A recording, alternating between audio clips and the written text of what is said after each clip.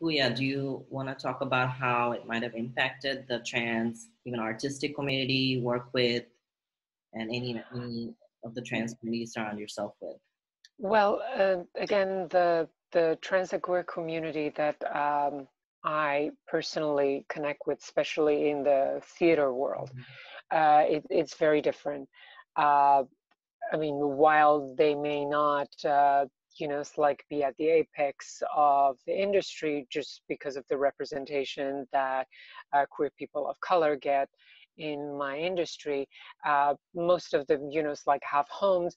They do not all have health care. And they do not all have employment on a regular basis, because most of the people that work in theater, they have side jobs, most of which are in the hospitality industry. And we know what has happened to the hospitality industry in New York. So not only have they lost their acting jobs, but they've also lost their side jobs, it's like waitressing, bartending, whatever it is that they do. But I do have to give it to them, and they do inspire me. They have taken this opportunity, and people are creating their own personal mini projects, little videos to connect with other people. Like, we're doing social distancing acting projects, it's like I do a clip, somebody else does a clip, and then somebody puts these together.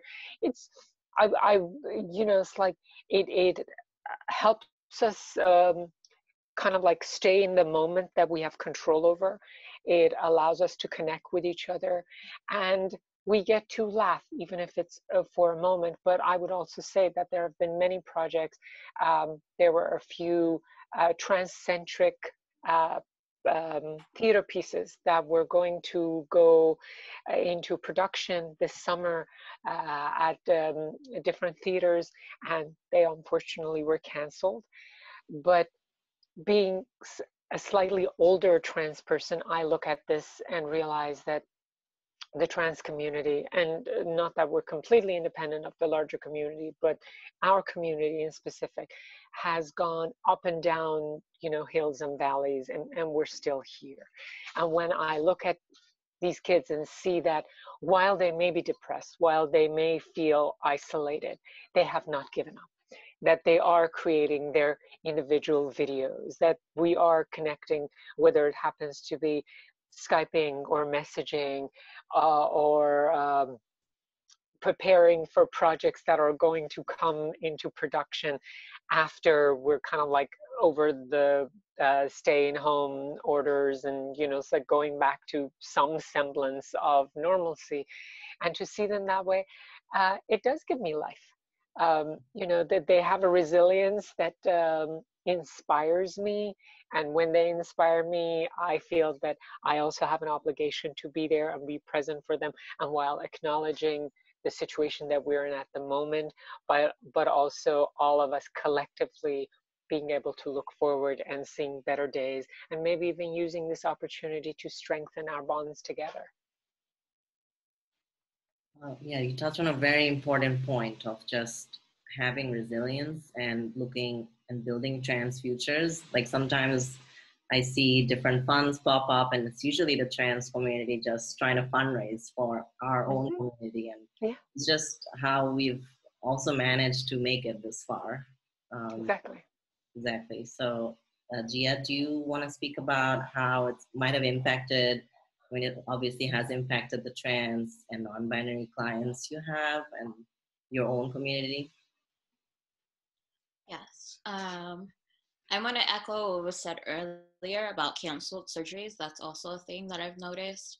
I've also noticed that a lot of trans folks have had difficulty accessing hormones because they can't get in touch with their medical provider to get regular hormones that they need. In terms of the work that I'm doing with mental health counseling, I also wanted to say that NYTAG is our fiscal sponsor for free mental health counseling for Black and Brown folks. The clients that we have served through mental health counseling have expressed that they're going through economic instability because of job loss, or having to quarantine in homes with people who are transphobic and homophobic. I also wanted to add, we've successfully been able to offer mental health counseling services to over 150 queer, Black, and brown folks across the US and around the world. And we are a team of 4 trans femmes and women, and we look forward to supporting trans people through this crisis. That's great. Yeah, speaking of hormones, like even I've been having my own difficulties trying to access my medical provider, but I think it's across the gamut of trying to access any trans healthcare at this time of like centers shutting down or being under-resourced again. So that brings me to the next question, like how can government or community support step up at this time of crisis?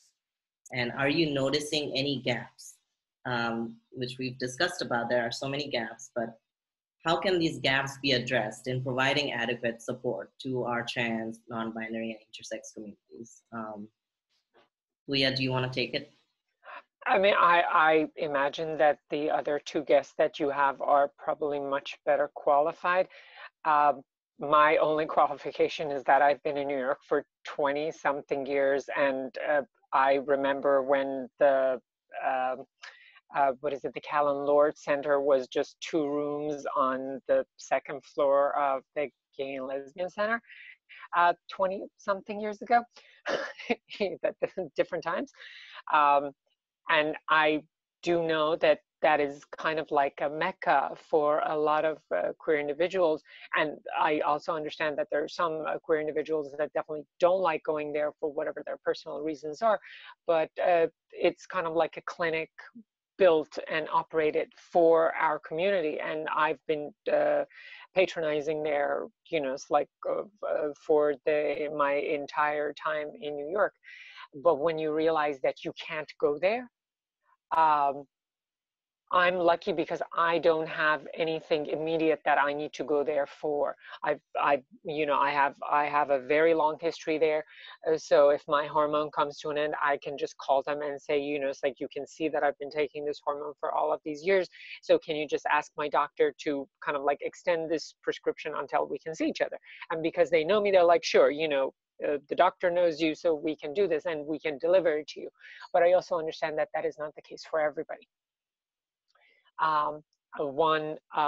Having a place to go to, or having a place that the drugs can be delivered to. Those are certain privileges, as Ash said. You know, it's like all of us sitting here. Well, there are different levels of privilege that we have. Yes, while I have lost all my income at the moment, but I do have health care since through the SAG-AFTRA Foundation.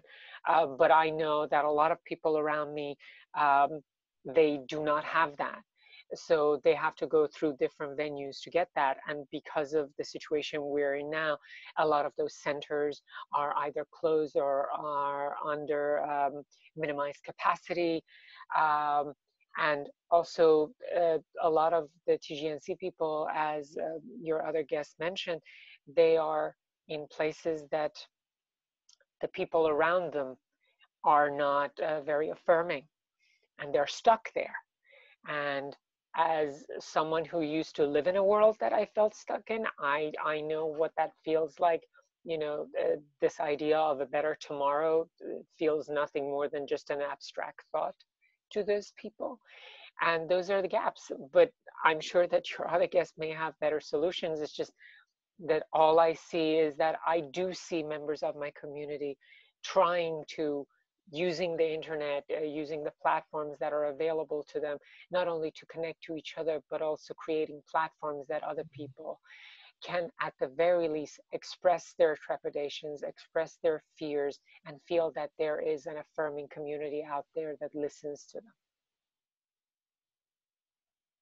Thank you for sharing, Pooya. Ash, maybe you can speak about how currently the government or community support might be looking like. I understand Pride has been canceled. Obviously, I'm in full support of that agreement because even though it's a time where folks might feel affirmed and during that month of June, but in order to mitigate this pandemic, I'm in full support of canceling Pride, but I understand there's much more that's happening in terms of how can government or community support look like at this time of crisis. Yeah, and I would just note, I also love Pride. Love, hate Pride, sort of a mix of feelings about Pride sometimes. But one thing that we've been hearing from community organizations that concerns me even more than the march is the financial impact, right? So many organizations, and I know this is true in the government too, rely on this month and these events during this month to pull in a lot of money from different corporate sponsors, private sponsors, even government sponsors. So I just want to acknowledge that and recognize that I know that's going on too, and it's pretty scary, I know, for a lot of organizations right now. So in terms of what government can do and what we are doing, so as I mentioned, the Unity Project we're not just in the mayor's office, we coordinate across lots of different agencies, LGBTQ policy and programming work. So one thing that the Unity Project did almost immediately after this crisis is convene an interagency work group of 16 city agencies, all the biggest city agencies, to make sure that we are continuing to talk about and have conversations about LGBTQ communities in the programs and services that are rolling out in response to this crisis. Not just at the very beginning, but we know that there's this health crisis and there are other sort of parallel crises happening with work and other economic issues. So that's one thing. We, government, regularly having conversations about how to make sure resources also get to LGBTQ communities and trans communities in particular. And we've been working specifically with some providers actually that have been mentioned here. So like the Callan Lord Center, GFP, NYTAG, Ali Forney Center, to make sure that in this crisis, particularly around homelessness, housing insecurity, and healthcare access, we're creating the resources that we can to meet the need of community members. And one thing I would mention